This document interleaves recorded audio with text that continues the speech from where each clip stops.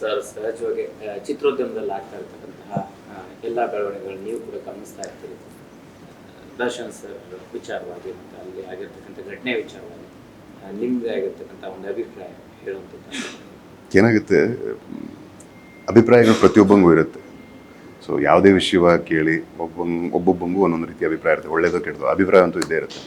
But ಯಾವಾಗ ಒಂದು ವಿಷಯ ವಿಚಾರಣೆ ಹಂತದಲ್ಲಿದೆ, ಕೋರ್ಟಲ್ಲಿದೆ ಅಂದಾಗ ನಾವು ಅಭಿಪ್ರಾಯಗಳನ್ನ ಹೇಳಬಾರದು. ಅದು ನೈತಿಕತೆ ಅಲ್ಲ. ಹಾಗಾಗಿ ನನ್ನ ಪರ್ಸನಲ್ ಒಪಿನಿಯನ್ ಏನು ಅಂತ ನಾನು ಹೇಳೋದಕ್ಕಿಂತ ಒಂದು ವಿಷಯ ಏನಂದರೆ, ಪಾರದರ್ಶಕವಾಗಿ ಈ ಒಂದು ತನಿಖೆ ಆಗಬೇಕು, ವಿಚಾರಣೆಗಳಾಗಬೇಕು. ಆ್ಯಂಡ್ ಎಲ್ಲಿಗೆ ನ್ಯಾಯ ಸಲ್ಲಬೇಕೋ ಸಲ್ಲಲೇಬೇಕು. ಸೊ ಯಾರೇ ಆಗಲಿ ಸಮಾಜದಲ್ಲಿ, ದೊಡ್ಡವರಾಗಲಿ ಚಿಕ್ಕವರಾಗಲಿ, ಕಾನೂನಿನಿಂದ ಹೊರತಲ್ಲ, ಕಾನೂನಿನ ದೊಡ್ಡವರಿಲ್ಲ.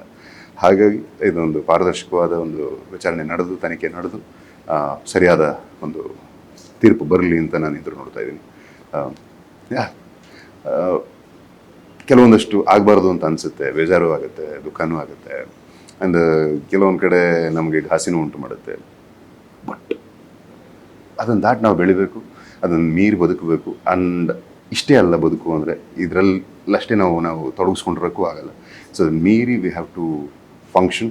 ಹೇಗೆ ಬಿಸಿಲಿರಲಿ, ಮಳೆ ಇರಲಿ, ಚಳಿ ಆಗಲಿ, ಸಿನಿಮಾ ಹಾಲ್ಸಲ್ಲಿ ಸಿನಿಮಾ ರನ್ ಆಗ್ತಾ ಇರುತ್ತೋ, ಲೈಫು ಹಾಗೇನೆ. ಸೊ ಅದು ಏನೇ ನಡೆದ್ರು, ಸೊ ಅದೆಲ್ಲ ಒಂದು ಕಡೆ ಇದ್ದು ನಮ್ಮ ಬದುಕು ನಾವು ಬದುಕಲೇಬೇಕು. ಆ್ಯಂಡ್ ಸಾಧ್ಯವಾದಷ್ಟು ಒಳ್ಳೆ ವಿಷಯಗಳನ್ನ ಹಂಚೋಣ, ಹರಡೋಣ. ಆ್ಯಂಡ್ ಸದ್ಯಕ್ಕೆ ನಮ್ಮ ಲವ್ಲಿ ಸಿನಿಮಾ ಅಂತಹ ಒಂದು ಪ್ರಯತ್ನನೇ ತುಂಬಾ ವ್ಯಾಲ್ಯೂಸ್ ಇರ್ತಕ್ಕಂಥ, ಮಾರಲ್ ಇರ್ತಕ್ಕಂಥ, ಒಳ್ಳೊಳ್ಳೆ ವಿಚಾರಗಳಿರ್ತಕ್ಕಂಥ, ಎಂಟರ್ಟೈನ್ಮೆಂಟ್ ಇರ್ತಕ್ಕಂಥ ಸಿನಿಮಾ. ಸೊ ಈ ಥರದ್ದು ಒಂದಷ್ಟು ಪ್ರಯತ್ನಗಳನ್ನ ನೋಡ್ತಾ ನಾವು ಒಳ್ಳೆ ವಿಷಯಗಳಿಗೆ ತೊಡಗಿಸ್ಕೋಣ, ಎಂಗೇಜ್ ಆಗೋಣ.